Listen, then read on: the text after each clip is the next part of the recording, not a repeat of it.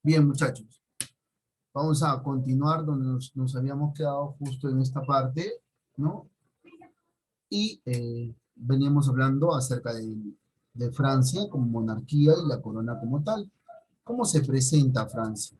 ¿No? Entonces, vemos a un Luis XIV que se va posicionando como rey en la corona, ¿no? ¿Y a qué tiene que él efectuar? Donde él agarra impulso es ya con la guerra con España. La guerra de los 30 años, todavía Francia, bajo ese liderazgo del el cardenal Mazarino, va a continuar pues lidiando esta primera guerra, que es la guerra de los 30 años, guerra que va a involucrar pues a Francia conjuntamente con España a una situación pues de enfrentamiento por buen tiempo, ¿no? Y esta guerra de los 30 años, ¿no? Considerada pues como una guerra con un periodo largo que condiciona pues el buen funcionamiento de la monarquía francesa para estos años de 1618 a 1648, ¿no? Va a tener un precedente que es el punto final considerado como la paz de Westfalia, y este va a ser el primer tratado, ¿no? Aquí van a acordar un tratado continental entre las naciones. Tratado en el cual después va a involucrarse también España, ¿no? Aquí es prácticamente donde Felipe IV va a tener que solicitar una negociación de paz, considerado como el Tratado de los Pirineos. Para acabar y terminar con esto, se va a consolidar esta situación con un matrimonio, para que ambas partes lleguen pues a un acuerdo mutuo. Luis XIV se va a tener que casar con María Teresa de Austria. Se casa con María Teresa de Austria y consolidan. ¿Se acuerdan ustedes que al inicio, cuando hablamos acerca de los orígenes de la Edad Moderna, y habíamos dicho que durante este tiempo se van a presentar ciertos matrimonios, ¿no? Ciertos matrimonios que van a condicionar a las naciones, en el sentido de que los va a volver más fuertes, otros que van a casarse para contrarrestar, otros para hacer más grande su territorio, y así este va a ser un matrimonio estratégico también, para unir y consolidar las fuerzas, ir consolidando la hegemonía. Cuando Luis XIV, ya a la edad de 22 años, asume la regencia, empieza a activar y realizar una serie de reformas. Él va a hacer una serie de reformas. Ojo, va a ser una serie de reformas con la única finalidad de cambiar lo que hasta ese momento tenía o estaba pasando Francia. Él va a hacer esta serie de reformas. Por ejemplo, ¿qué va a cambiar él?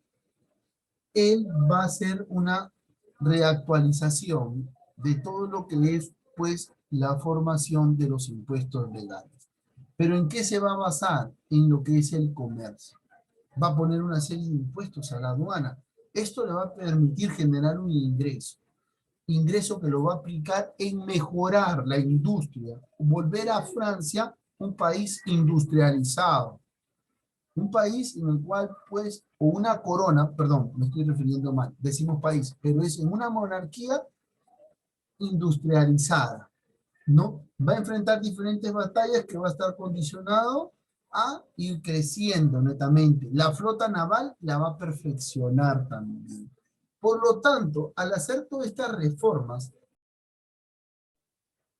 cuando Luis XIV hace todas estas reformas, prácticamente va a ser visto por otras monarquías y sobre todo va a marcar la historia universal. ¿Por qué? Porque va a reflejar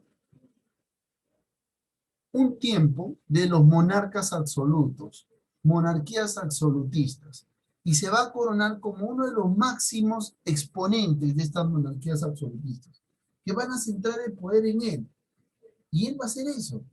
Y él, para actuar correctamente, tiene como primer ministro a Juan Bautista de Colbert, y ambos empiezan a realizar todas estas obras mencionadas anteriormente.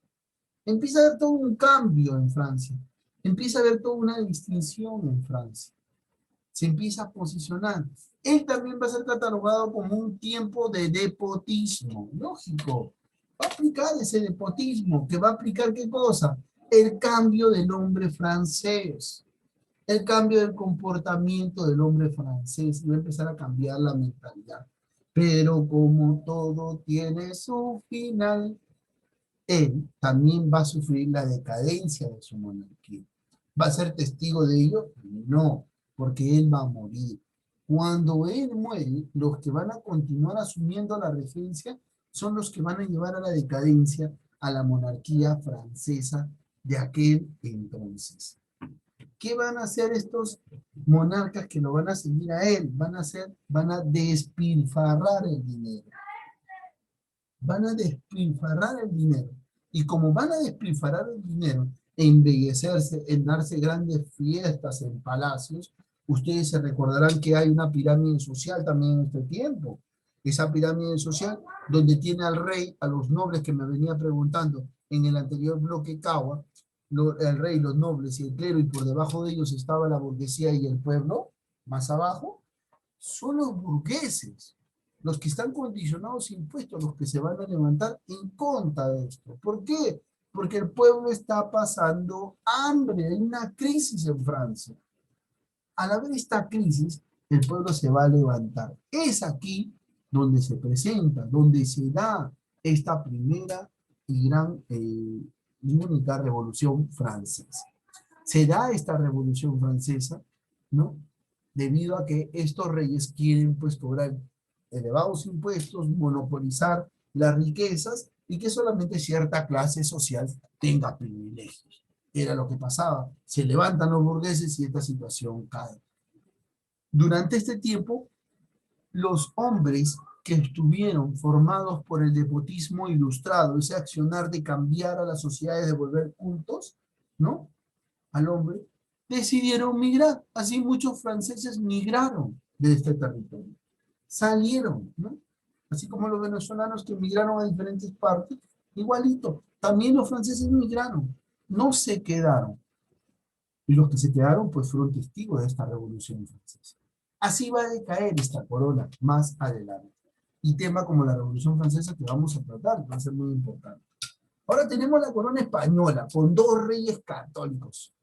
Estos dos reyes católicos son un matrimonio bien puntual, bien concentrado, en el sentido de que se casan, y para la historia, pues, Fernando II y Aragón, no, Fernando II de Aragón, perdón, e Isabel de Castilla, los reinos de Aragón y los reinos de Castilla consolidarse para formar uno solo, va a ser muy importante.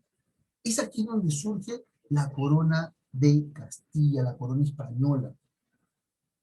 Este matrimonio va a traer consigo una sola función, nada más. Hey, necesitamos unirnos para contrarrestar ¿qué cosa?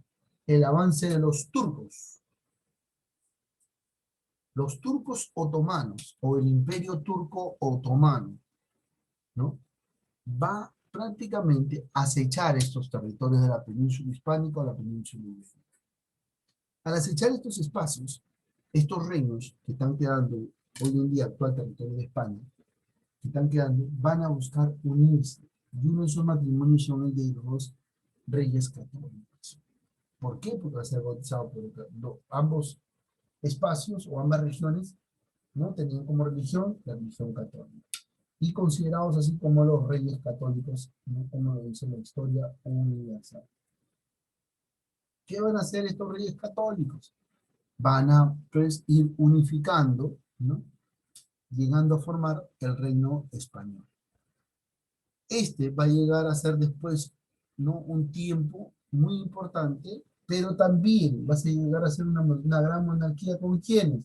Con otros monarcas, descendientes de ellos, como Carlos V, Felipe II, el más poderoso, los más poderosos de la orden y los más poderosos de esta primera nación del mundo. ¿Qué más tenemos? Una imagen donde se representa el, el querer de poner fin a esas invasiones turcas. Los turcos van a querer invadir la península de España. Profesor, ¿quiere decir que los árabes y los turcos van a dominar este espacio en un determinado tiempo? Sí, primero los árabes, perdón, primero los germanos los visigodos, los vándalos, después los árabes y después los turcos. Imagínense todo este tiempo que se está presentando en esta península ibérica o península hispánica. Importante hecho que nos permite a nosotros conocer. Decíamos y hablábamos de dos reyes muy importantes de la orden. ¿De qué reyes? Carlos V y Felipe II. El primero que hereda la corona española, año 1516 prácticamente, en el cual él empieza a asumir la regencia. Después va a asumir, ¿no?, la corona española y también el territorio de América más adelante, ¿no? Lógico. Y se le da el título de Carlos I. Cuando ustedes busquen en la historia, ¿no?, en historia y sobre todo en la historia de Perú, Carlos I, Carlos V, ya saben, ¿ah? Encuentran Carlos I, Carlos V, Carlos V, Carlos I, es el mismo, ¿ah? Ojo ahí. Y en 1519 va a heredar también los territorios de Austrasia. El mismo año, también fue elegido, ¿qué? Emperador de Alemania, con el nombre de Carlos V. ¿Me dejo entender? Heredaba por un lado y por otro lado lo coronaban. Y por otro lado lo bendecían, ¿eh? Así se presenta la figura de Carlos V en esta parte de la historia universal. Después lo va a seguir Felipe II para la parte de España, de la monarquía española. ¿Qué va a hacer Felipe II? Felipe II prácticamente va a lidiar y va a ser trascendental su monarquía española que va a implantar, ¿no? Porque va a alcanzar mayor apogeo, ¿no? Va a alcanzar mayor apogeo. Y va a ser muy trascendental porque él va a librar una guerra, en este caso, una guerra contra la reina Isabel de Inglaterra. Recuerden ustedes, todavía no se acordaban, no recuerden, hay que tener en cuenta que él se enfrenta a la reina Isabel, pero se asocia con su prima. Al asociarse con su prima, la reina Isabel lo manda a la prima, lo manda a apresar y después la termina pues, ejecutando, como se dice, por traición. Profesor, ¿quiere decir que la corona inglesa fuera más poderosa? Vamos a verla, cómo se presenta. Pero con él, pues se da el nacimiento de una nueva España y de una monarquía española. Felipe II. Y aquí tenemos pues una de las máximas e importantes monarquías absolutistas también, que va a dar y va a remodelar la sociedad europea y sobre todo la de Inglaterra. ¿Por qué? ¿Por qué es tan importante? ¿Por qué cuán importante es hablar de Isabel I? Isabel I, hija de Enrique VIII. ¿Quién fue Enrique VIII? Pregunto. ¿Qué me dice? Le pongo 20. ¿No se acuerdan quién fue Enrique VIII? ¿No fue el rey de Inglaterra? Fue el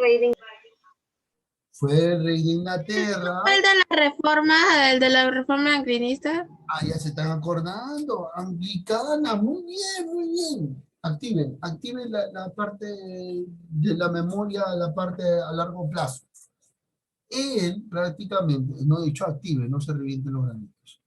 Por favor, activen su memoria a largo plazo, ¿no? ¿Quién era Enrique VIII? Recuerden ustedes que él se une a Juan Calvino y a Martín Lutero planteando su reforma protestante anglicana.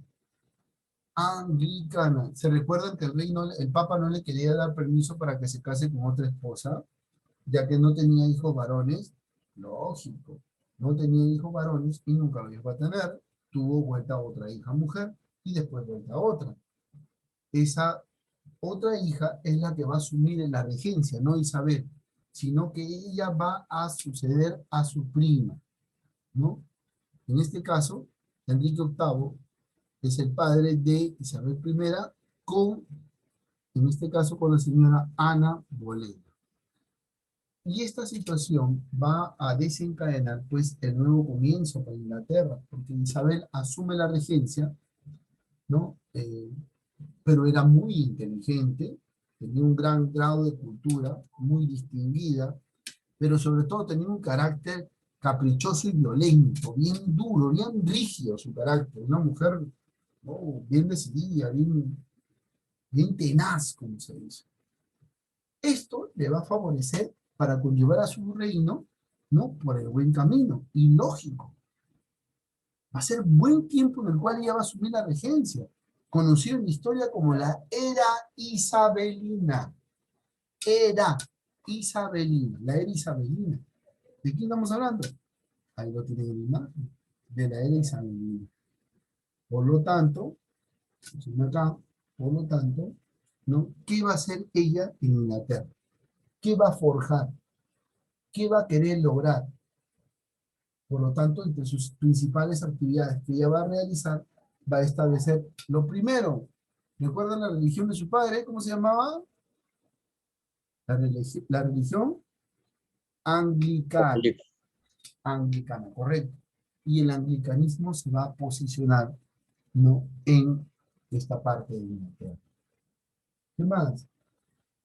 Va a surgir también un tiempo en el cual, pues, ella va a preocuparse por especializar, por implementar la Fuerza Armada, va a fomentar las Fuerzas Armadas como la Marina, la industria, la expansión social, ¿no? La expansión social, ojo, la expansión social, vamos a colonizar otros espacios, y va a fundar también, ¿no?, lo que es la ciudad de Virginia en América del Norte. Por lo tanto, se llama así Virginia, ¿no?, en honor a Isabel I de Inglaterra. Así vamos teniendo en el territorio de América del Norte este espacio. Importante porque nos va a permitir a nosotros ir conociendo cómo se presenta uno de los países que con el pasar de los tiempos y corto se vuelve potencia mundial, que es América. Para Francia, Carlos, no, para Francia, Luis XIV. Para España vamos teniendo los reyes católicos, ahora sí, muy bien, Carlos V o Carlos I. Después tenemos a Felipe, importante porque libra la batalla con quién, o la guerra que se va a dar con Inglaterra, España, con Isabel I. Y para Inglaterra tenemos a Isabel I de Inglaterra.